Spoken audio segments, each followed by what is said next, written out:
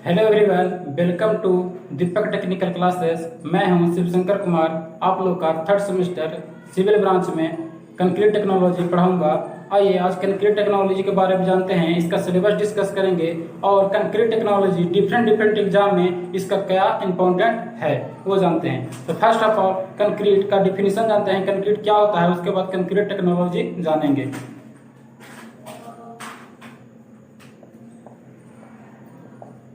देखिए concrete it is a composite material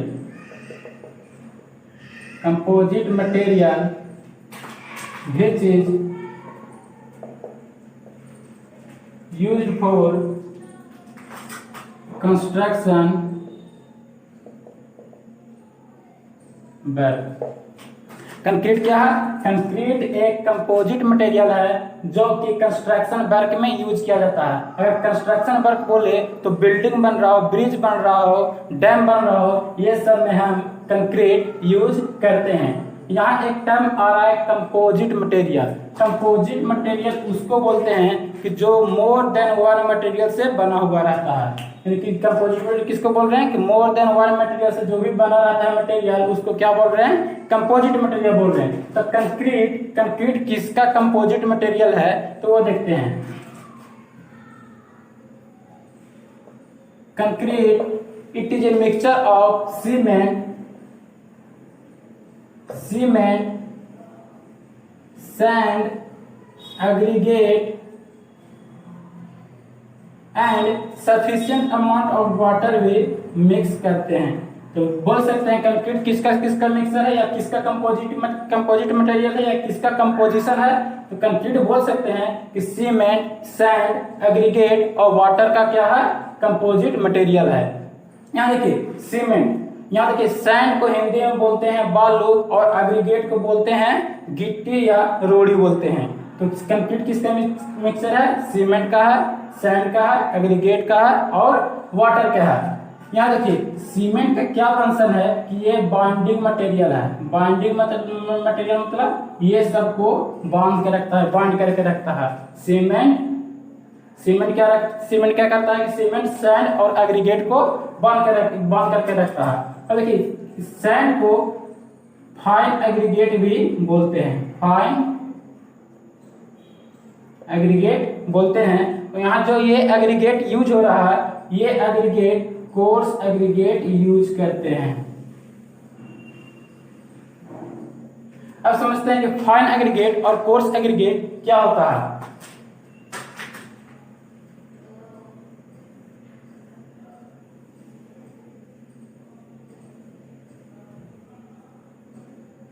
देखिए fine aggregate और कोर्स एग्रीगेट, एक तरफ से एग्रीगेट है, एग्रीगेट का क्या है? टाइप है फाइन एग्रीगेट और कोर्स एग्रीगेट। ये साइज के अनुसार इसको डिवाइड किया गया है। यदि एग्रीगेट का साइज 4.75 mm से कम रहता है तो उसको बोलते हैं फाइन एग्रीगेट। यदि 4.75 mm के साइज से एग्रीगेट अगर ज्यादा रहता है तो उसको बोलते हैं कोर्स एग्रीगेट बोलते हैं। देखिए एक सीव रहता है, इसको एनालिसिस करने के लिए एक सीव है जिसको बोलते हैं छलना या छलनी भी बोलते हैं। देखिए इस सीव का जो साइज है, यहाँ जो ओपन एरिया है, ये जो ओपन एरिया है ये रहता है, इसका साइज 4.75 mm रहता है।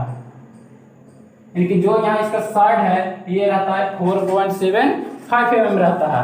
अब देखिए ये सीव है, ये सीव का नाम रहता है bureau of Indian standard, BIS। इस सीव का नाम दिया है, इस सीव नंबर 4, यानी कि bureau of Indian standard sieve number अगर 4 इसमें लिखा रहेगा तो इस सीव का जो साइज रहेगा ये 4.75 mm रहेगा।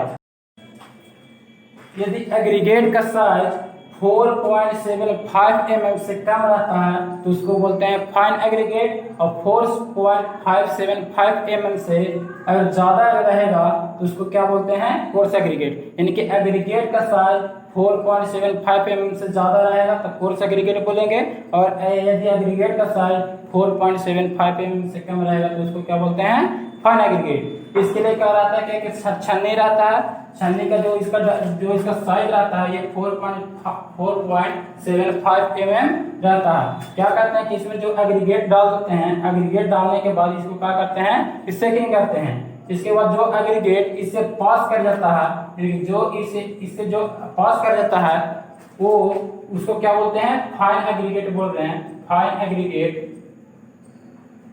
और जो इस छन्नी पे जो रिटेन कर जाता है, यानी कि इस पे रह जाता है, रिटेन कर जाता है, उसको क्या बोल रहे हैं, कोर्स एग्रीगेट बोल रहे हैं।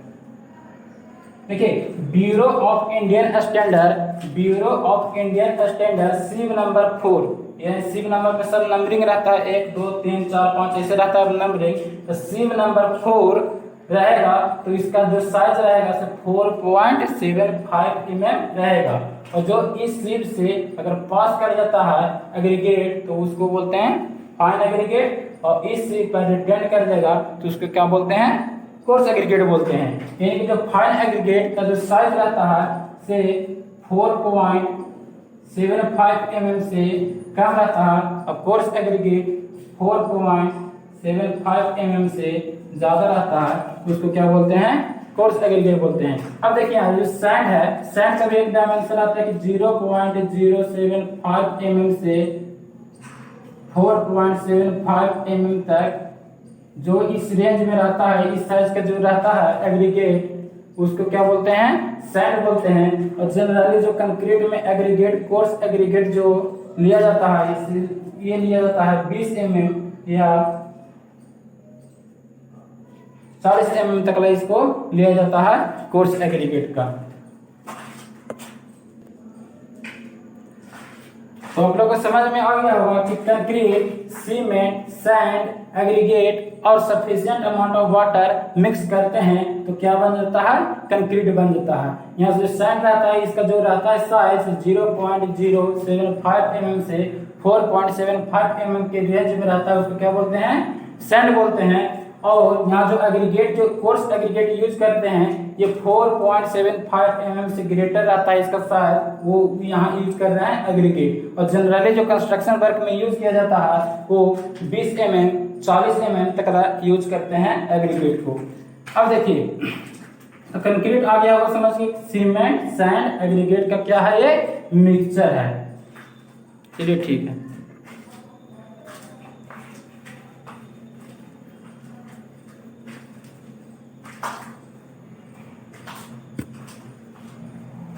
अभी क्या समझे, कंक्रीट क्या है, कंक्रीट मिक्सचर है किसका, सीमेंट है, सैंड और एग्रीगेट का मिक्सचर है। कंक्रीट क्या है,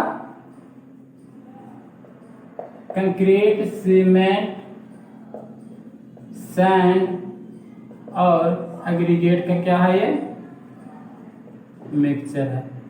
अब देखिए सीमेंट का इसमें क्या फंक्शन है, सैंड का इसमें क्या फंक्शन है और एग्रीगेट का इसमें क्या फंक्शन है कंक्रीट में, ये देखते हैं। इसको समझने से पहले कंक्रीट बनाते हैं। तो कंक्रीट बनाएंगे तो एग्रीगेट को ऐड करते हैं, सैंड को भी ऐड करते हैं और सीमेंट को ऐड करते हैं। तो फर्स्ट ऑफ ऑल एग्रीगेट लेते हैं।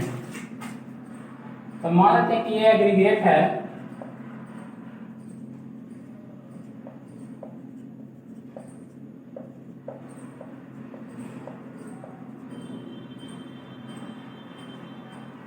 अगर एग्रीगेट को अरेंज कीजिएगा तो इसमें एग्रीगेट को अरेंज कीजिएगा तो इसमें वॉइड बच जाएगा।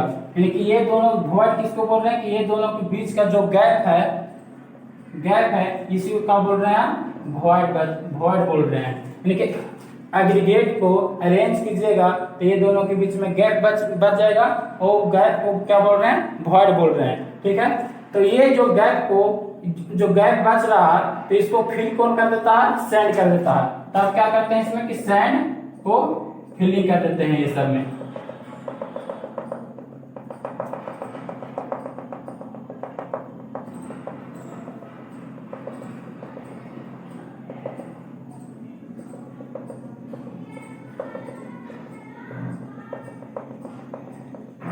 चलिए ठीक है, पहले क्या करें, पहले कहती हैं कि एग्रीगेट को लिए, एग्रीगेट को अरेंज करेंगे तो उसमें गैप बचेगा, यानी कि उसको उसमें क्या रहेगा, वॉइड रहेगा।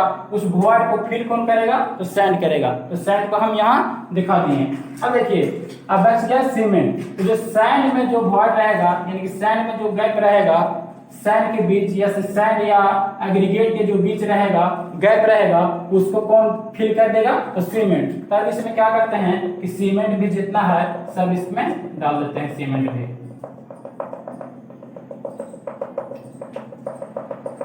यानी कि पहला जो है एग्रीगेट को लिए,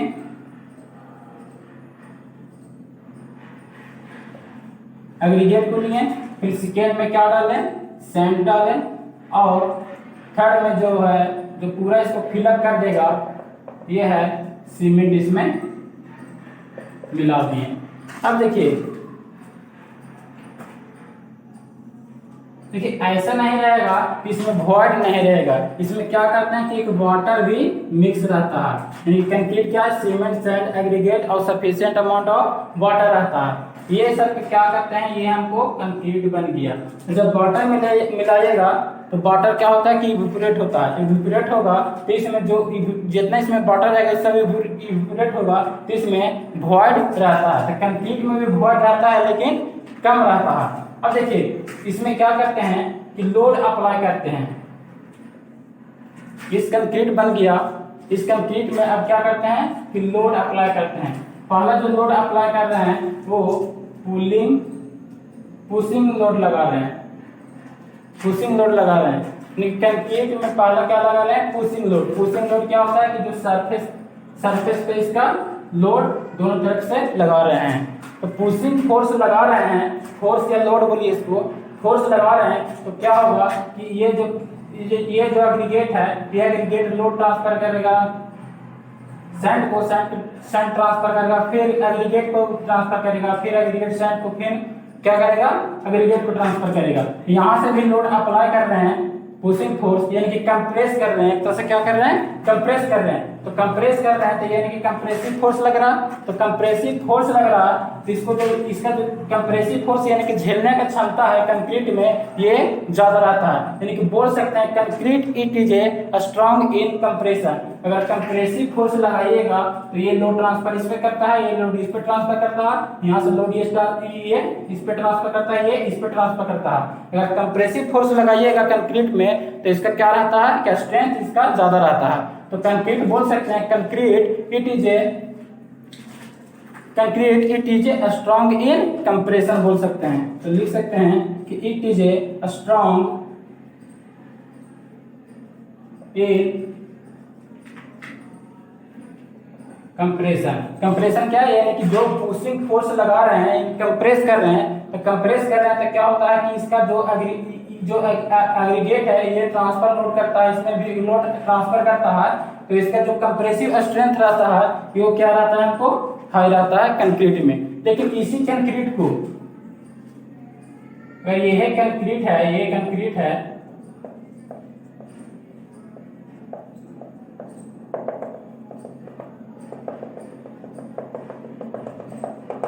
ठीक है, ये कंक्रीट है। अगर इसमें पुलिंग फोर्स लगाते हैं P, ये क्या है, एक कंक्रीट है, कंक्रीट में आपकी क्या लगाए हैं, पुलिंग फोर्स लगाए हैं। P equal to pulling force apply किए हैं तो क्या होगा कि जिसमें ये बॉन्डिंग इसमें जितना रहेगा उतना ही ये झेलेगा। यानी कि जो कंक्रीट है, यहाँ कंप्रेसिव फोर्स लगा रहे थे तो यहाँ क्या एग्रीगेट जो ट्रांसफर कर रहा था, ये लोड इस पे ट्रांसफर कर रहा था, ये लोड इस पे ट्रांसफर कर रहा था, इधर से भी लोड लग रहा तो ये लोड इस पे ट्रांसफर कर दे रहा, ये लोड इस पे ट्रांसफर कर दे रहा। इसलिए हम कंक्रीट में क्या बोल दिए कि इसका जो कंप्रेसिव फोर्स लगाइएगा, कंप्रेसिव लोड अप्लाई कीजिएगा तो कंप्रेसर में ये क्या रहता है, स्ट्रांग रहता है। लेकिन जब यही कंक्रीट को टेंसाइल फोर्स लगा देंगे या पुलिंग फोर्स लगा देंगे, इसमें क्या होता है कि टेंसाइल लोड कम लेता है, कम झेलता है और ये हमको ब्रेक हो जाता है। तो बोल सकते हैं कि इट इज यानी कि concrete strong in compression but weak in tension. यानी कि कंक्रीट में कंप्रेसिव फोर्स लगाइएगा तो ज्यादा झेल लेता है, लेकिन यही कंक्रीट में अगर टेंसाइल लोड लगा देते हैं तो कंक्रीट ब्रेक कर देता है। तो बोल सकते हैं कि कंक्रीट स्ट्रॉन्ग इन कंप्रेशन, यानी कि कंप्रेसिव लोड लगा रहे हैं तो कंप्रेशन में क्या रहता है, स्ट्रॉन्ग रहता है, लेकिन वीक रहता है, टेंशन में वीक रहता है। अब देखिए यहाँ बोल सकते हैं कि सीमेंट क्या है, कि सीमेंट एक बाइंडिंग मटेरियल है।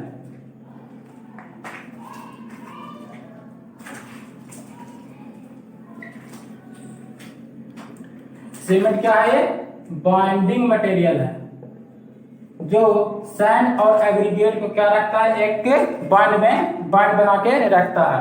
अब देखिए यहाँ सीमेंट क्या है, कि सीमेंट एक फिलर मटेरियल बोल सकते हैं, फिलर मटेरियल बोल सकते हैं, या बोल सकते हैं जो वॉइड रहता है, वॉइड को क्या करता है, ये फिल करता है। यानी कि सैंड क्या है, फिलर मटेरियल है, या बोल सकते हैं कि वॉइड को फिल करता है। और जो मेनली स्ट्रेंथ यानी कंप्रेसिव स्ट्रेंथ जो दे रहा है वो मेनली रूप से एग्रीगेट देता है। तो एग्रीगेट को जो यूज करते हैं वो जनरली स्ट्रेंथ को इंप्रूव करने के लिए कंक्रीट में यूज किया जाता है। यानी कि सीमेंट का क्या रोल है, सीमेंट एक बाइंडिंग मटेरियल है जो बाइंड करके रखता है। सैंड क्या है, सैंड फिलर मटेरियल है या वॉइड को फिल करके रखता है। और एग्रीगेट है जो एग्रीगेट क्या प्रोवाइड करता है, स्ट्रेंथ प्रोवाइड करता है। किसका, कंक्रीट का स्ट्रेंथ प्रोवाइड करता है। अब देखिए कंक्रीट का जो स्ट्रेंथ रहता है वो कंक्रीट ही प्रोवाइड करता है।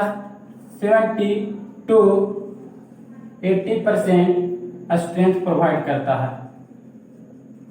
यानी कि कंक्रीट का जो स्ट्रेंथ है, मान लेते हैं कि कंक्रीट का इसका स्ट्रेंथ 20 मेगापास्कल है या 20 न्यूटन पर एमएम स्क्वायर है, तो 20 का 70 to 80% स्ट्रेंथ कौन प्रोवाइड करता है, कंक्रीट एग्रीगेट प्रोवाइड करता है।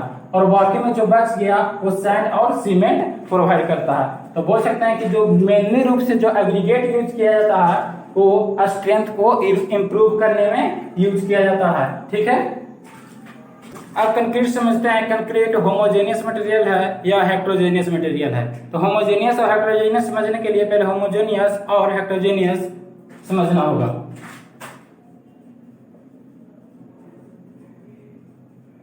Homogeneous material and heterogeneous. तो होमोजेनियस मटेरियल को ऐसा बोलते हैं, अगर कोई भी मटेरियल है, ठीक, अगर इस मटेरियल को क्रॉस सेक्शन अगर कट करके देखें, अगर इस मटेरियल को क्रॉस सेक्शन कट कर देखें तो हर एक क्रॉस सेक्शन पर सेम मटेरियल मिलता हो तो उसको क्या बोलते हैं, होमोजेनियस मटेरियल बोलते हैं।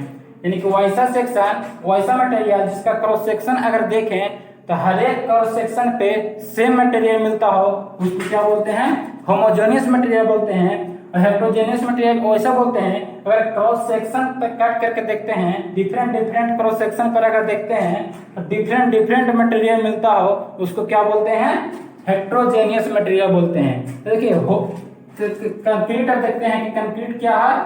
कंक्रीट है एग्रीगेट, सैंड और सीमेंट का क्या है, ये मिक्सचर है। सीमेंट, सैंड और एग्रीगेट का क्या है, ये मिक्सचर है। अगर यहाँ कट करके देखें तो यहाँ देखिए सैंड नजर आएगा, तो एग्रीगेट नजर आएगा, कहीं सीमेंट नजर आएगा, एग्रीगेट नजर आएगा। यानी कि डिफरेंट क्रॉस सेक्शन पर अगर देखा जाए तो डिफरेंट मटेरियल मिलता है। यानी कहीं पे एग्रीगेट मिलता है, कहीं पे सैंड मिलता है। तो ये यानी कि डिफरेंट मटेरियल मिल रहा है। तो कंक्रीट क्या बोल सकते हैं कि कंक्रीट एक हेट्रोजेनियस मटेरियल है। अब क्या बोलेंगे कि कंक्रीट क्या है, कंक्रीट इज ए हेट्रोजेनियस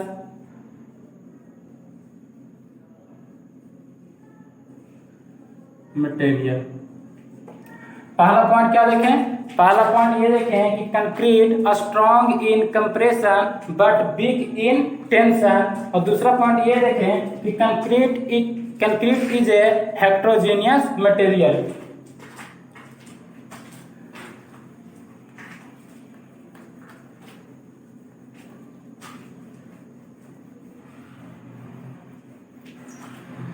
अगर कंक्रीट देखा जाए तो कंक्रीट क्या है कि it is a strong in compression but weak in tension. देखिए टेंशन यानी कि कंक्रीट अगर पे कुछ ब्लॉक बनाते हैं, अगर कंक्रीट के ब्लॉक पे कंप्रेसिव फोर्स लगाइएगा तो कंप्रेसिव फोर्स लगाइएगा तो कंप्रेशन में क्या रहता है, स्ट्रांग रहता है। अगर वही ब्लॉक को टेंसाइल फोर्स लगाइएगा तो टेंसाइल फोर्स लगाइएगा तो उसमें क्या होता है कि टेंशन में वो वीक रहता है। तो वीक रहता है यानी कि वीक रहता है। अब देखिए दूसरा पॉइंट ये है कि concrete is A heterogeneous material है।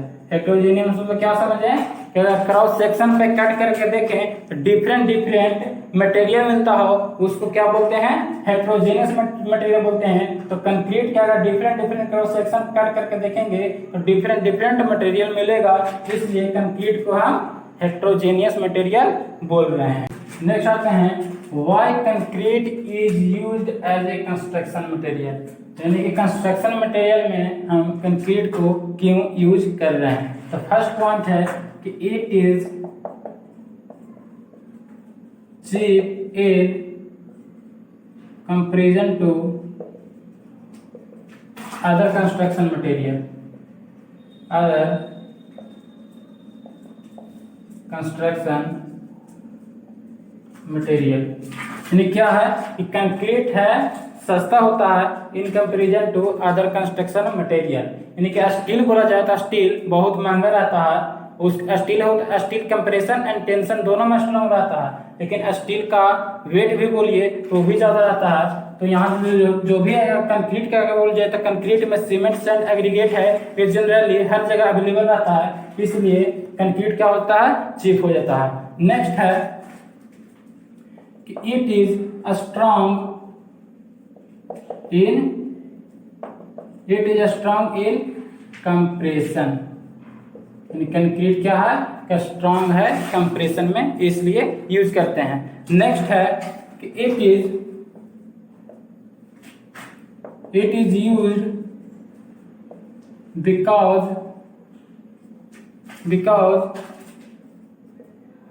It can be mold into any shape। Concrete हम यूज कर रहे हैं यानी कि ये कंक्रीट को हम किसी शेप या साइज में इसको दे सकते हैं। यानी कंक्रीट अगर बीम बनाना है, एक रेक्टेंगुलर बनाना है, सर्कुलर बनाना है, तो ये जनरली तुरंत हमको ये शेप में हमको बना सकते हैं कंक्रीट को। नेक्स्ट है it gets hard at normal temperature। Concrete क्या होता है कि नॉर्मल टेम्परेचर पे हार्ड हो जाता है। कंक्रीट किसका मिक्सचर है, cement sand aggregate and water को अगर ये किसी शेप में अगर देंगे तो शेप देने के बाद क्या होता है कि नॉर्मल टेम्परेचर पे ये हार्ड हो जाता है। ठीक है। नेक्स्ट है it does not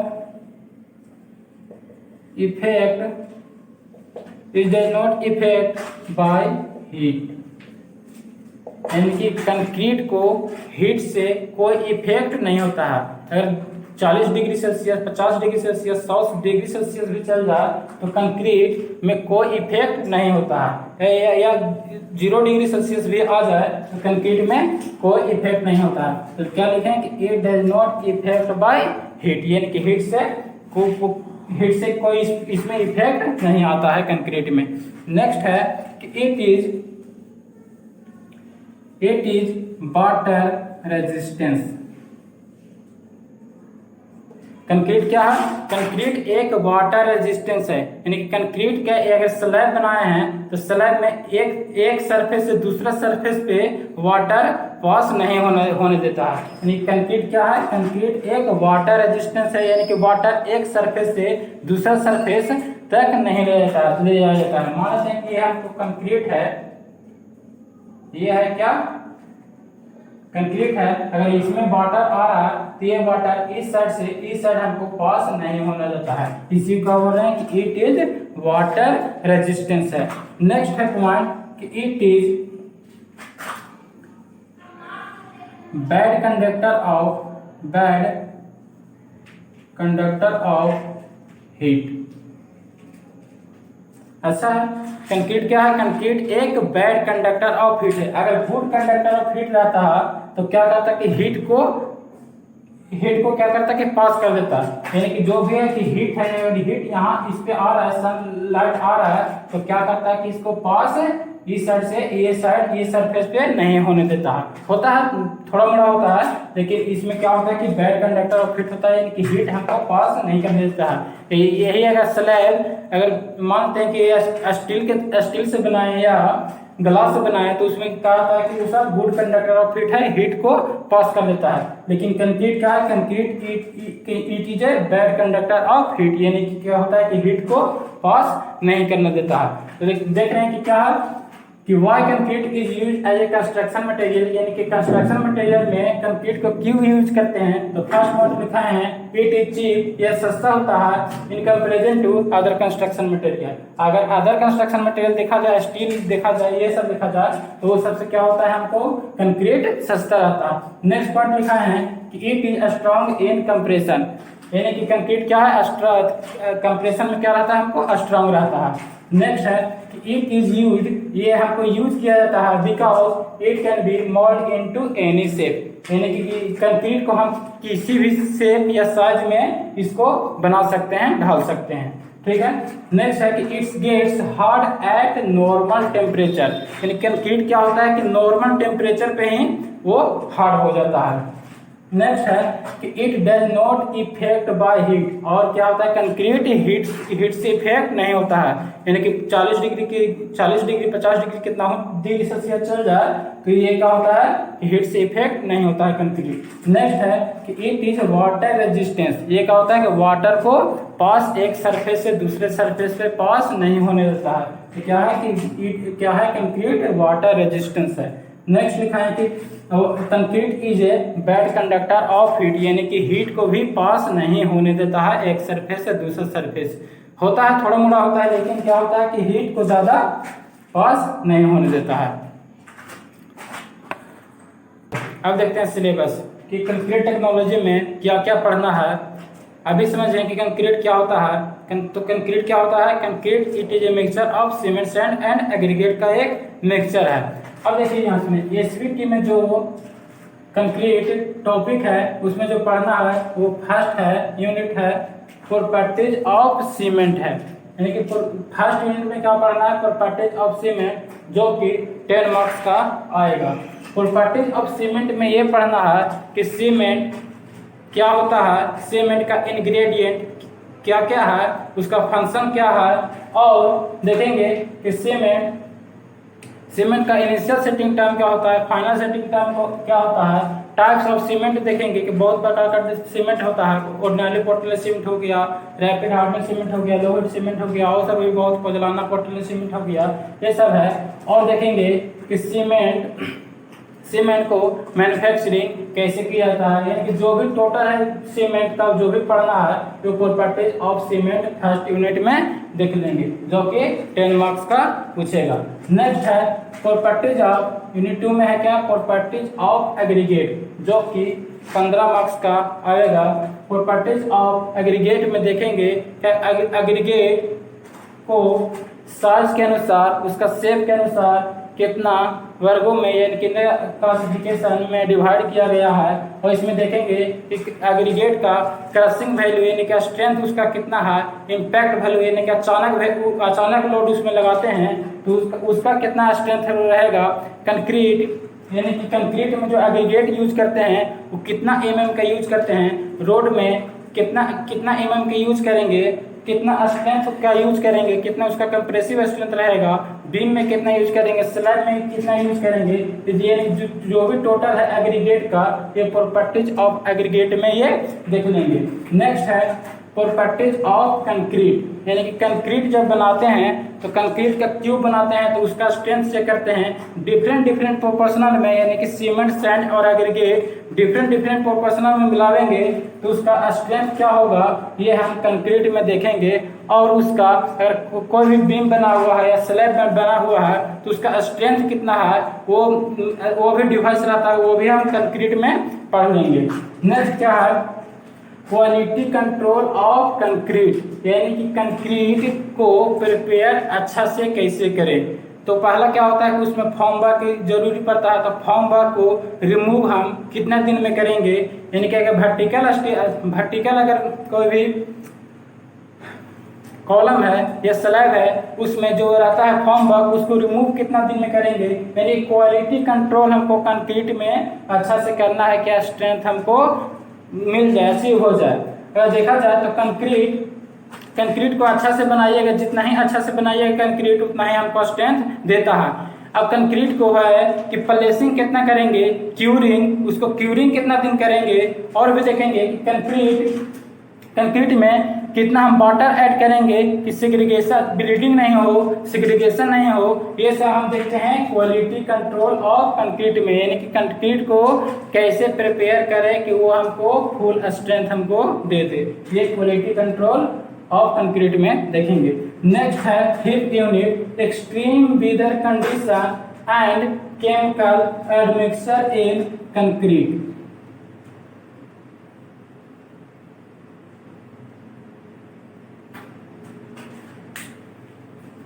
unit number 5 है extreme weather condition and chemical admixture in concrete, यानी कि एक्सट्रीम वेदर कंडीशन अगर बोला जाए तो हॉट वेदर में कहीं पे कोल्ड वेदर हो, हॉट वेदर और कोल्ड वेदर में कौन सा सीमेंट यूज करेंगे, कैसा कंक्रीट बनावेंगे, ये सब यूनिट 5 में पढ़ना है। और कौन कौन सा एडमिक्सर मिलाते हैं कंक्रीट में, ये हम यूनिट 5 में देखेंगे, जो कि 7 मार्क्स का आएगा एसबीटी में।